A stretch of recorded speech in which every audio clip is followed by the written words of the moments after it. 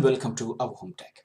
In this video, I'm going to show you how you can install .NET 3.5 easily in your Windows 10 PC, because some of the applications that need .NET Framework 3.5, which already inbuilt or we have it in Windows 10. You don't need it. So without further ado, I'll go and show you how you can install it.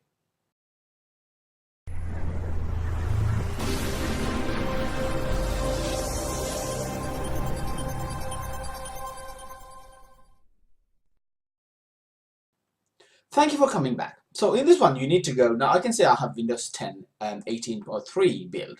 So you need to go to Control Panel. Let's go to Control Panel. From the Control Panel, I'm going to click Program and Features.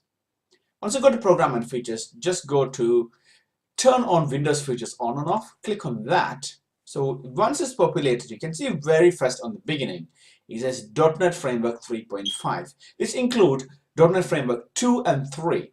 So make sure you go ahead and click OK. Now this will go and search for the files. This will automatically download it for you. So let's Windows Update download the file for you. So this will go ahead and download it. Once it's installed, it will be completed. So now it says it's downloading required file. Wait patiently.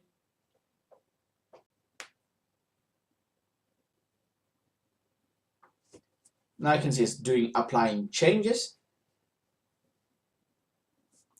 Now you can see this is installed successfully. Windows completed the requested changes.